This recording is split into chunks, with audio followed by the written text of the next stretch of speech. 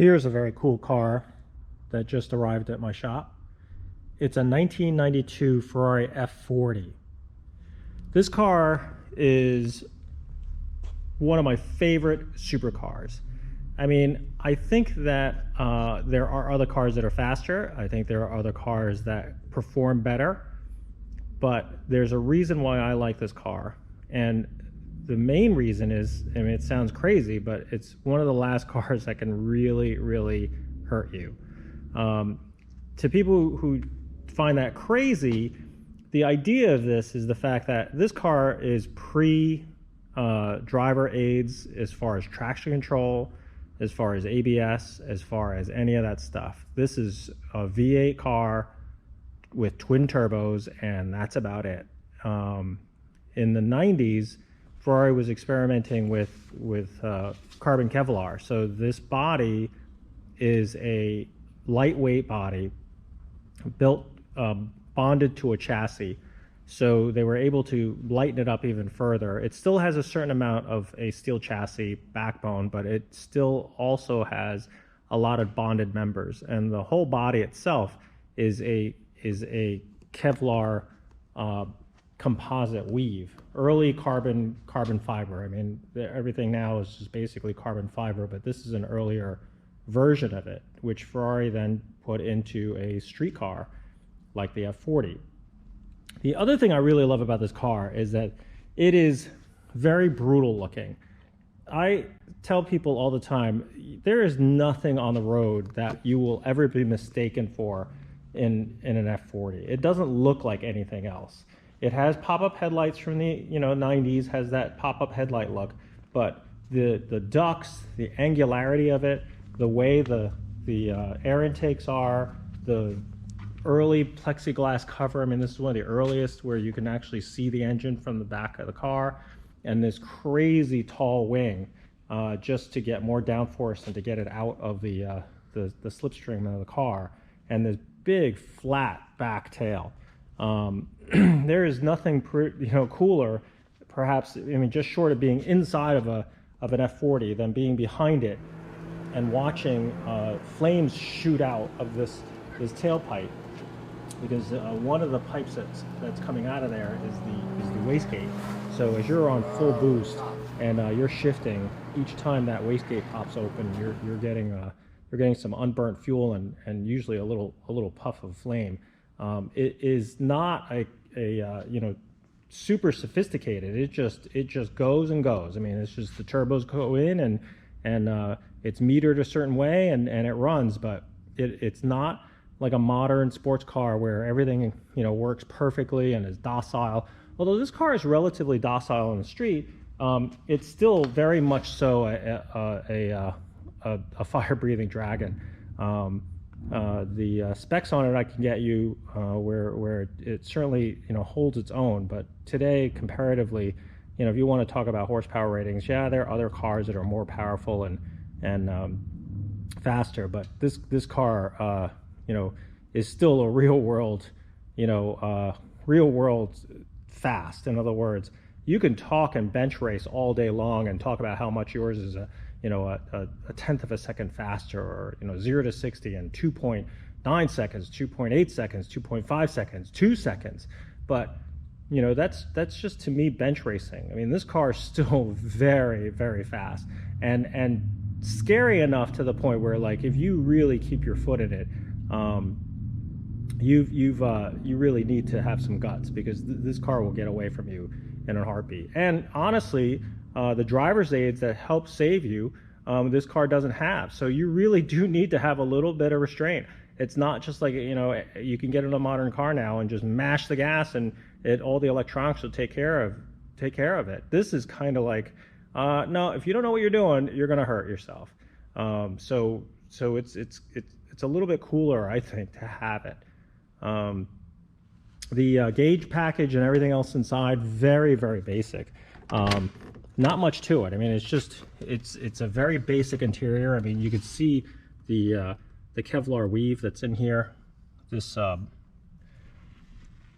bulkhead here, it's all just part of the tub of the car. It's all reinforced and helps that car get the the stiffness that they wanted.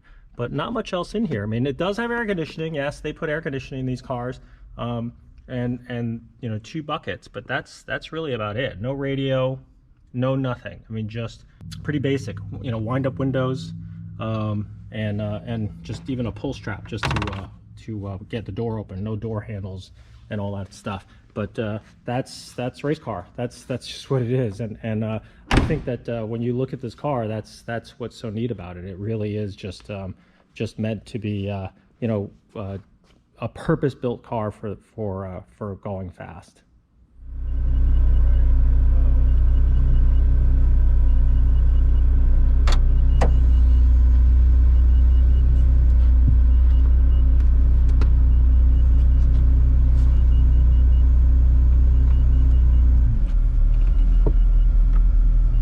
Idle just lowered, warmed up.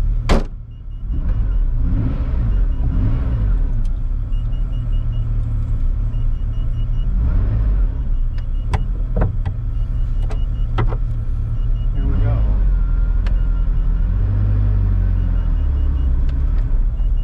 I'm going to take this out. The beeping noise is the suspension lift telling you that it's all the way up. We're going to take it out of this driveway, and we're going to lower it, and we're going to take it out.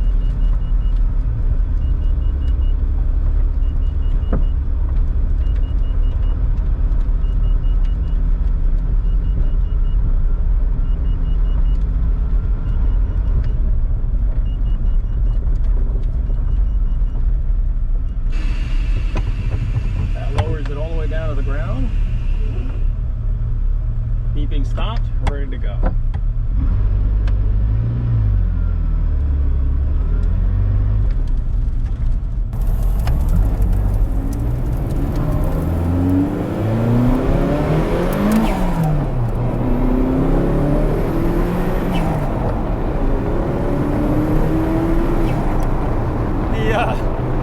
The release of the wastegate is pretty wild.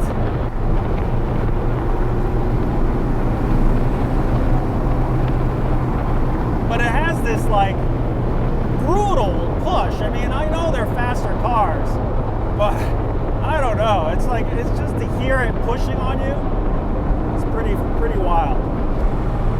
As I've seen in other videos driving F40s, it's like, just make sure the steering wheel is straight before you put the foot to the floor.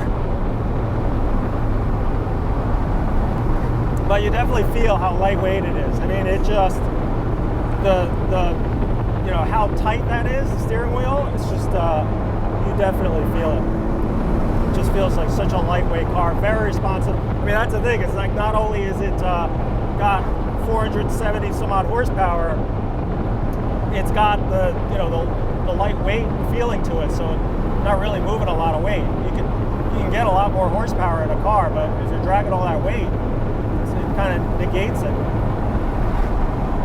Like I said, I've driven, you know, the next fastest car I've driven is kind of like, you know, I've driven a Pista, which is, you know, similarly, when you think about it, you know, these 48s are twin turbo V8s, and yeah, they definitely feel faster, but I just think that this feels, you can feel the origin of, you know, you feel the origin of this of V8 twin turbo out of this car.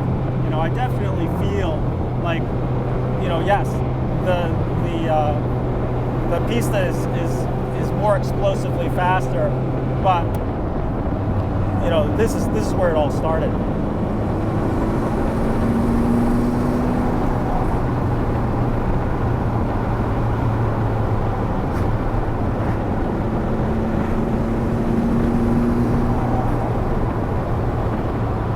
Even like when you just tickle the wastegate, you still hear, because I think the something on the vent on this side, you hear more of it. So it's almost like part of the experience is they put the intake or whatever right here over your left ear, so you hear the purr every time you lift off the gas.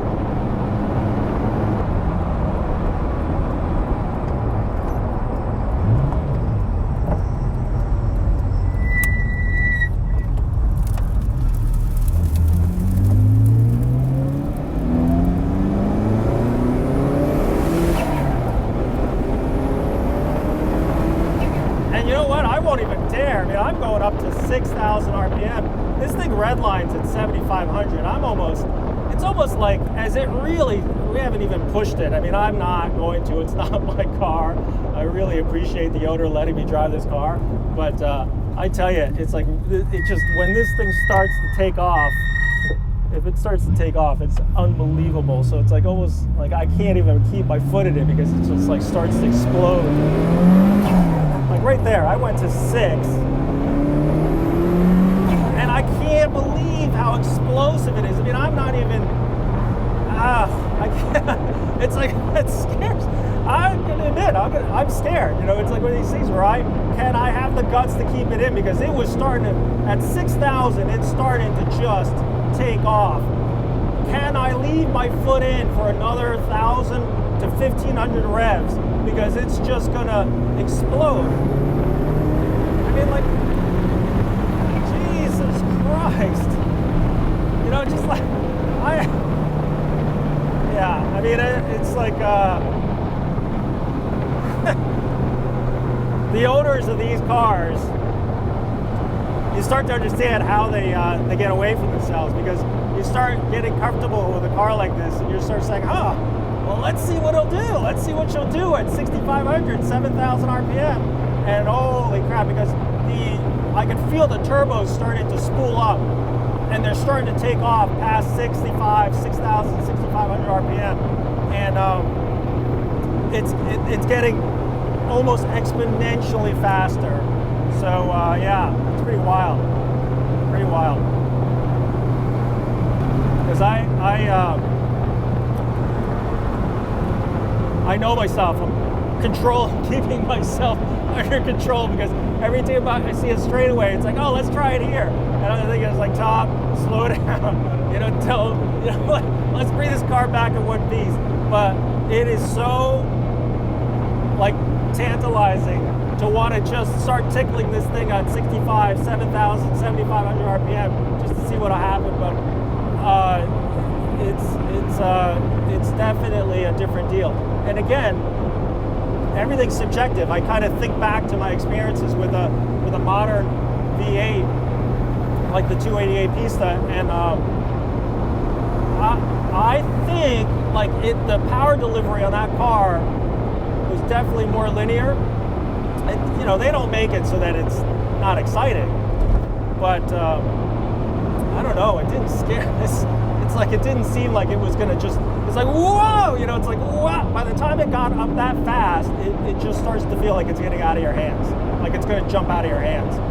I don't think I remember that happening in the Pista, and I think part of it is also because the Pista is paddle shifting, so you can actually like not have the car get away, redline, all that other stuff. As the tack starts to climb, you can definitely grab another gear very easily. But like here, I feel like the F40, you're just holding on for dear life with both hands on the wheel, because it's like it's just starting to go into warp speed, and you don't dare want to let go to grab another gear. And that's where I think it's the difference. It's like, this is all on you, and you've got to be not only in control of this car, but you don't want to redline this car as it's quickly approaching redline, and then you've got to let go, grab a gear to keep it from, you know, it's a lot going on. And I personally feel like that's probably what it is about this car that makes it so exciting, at least for me, because there is no technology that's going to save you. No technology is going to shift to the next gear like just by hitting a paddle, because it's right at your fingertips. I got to let go of this steering wheel as the car is going apeshit crazy, and then and grab another gear. So that's what I'm starting to think that makes this car so scary. But also the other side of it, which is kind of neat, you know, we're puttering along here at 3,000 RPM. I'm down, you know, 2 gears because I'm just, you know, it's just nice to have it in its power. It's you know, but even at 3,000 RPM, 2,500, it's relatively docile. I mean, it's not because of the fuel injection. I can pull away at it, and it's not like chuffing and popping and trying to, you know, it's not that it's unhappy. It's certainly okay. It's not that bad. These brakes need to be warmed up. That's why they make so much noise.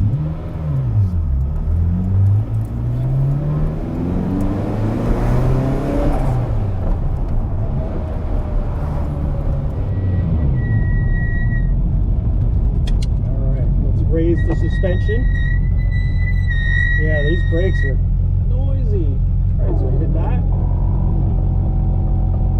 This suspension raising thing is really a godsend on this car because it is low.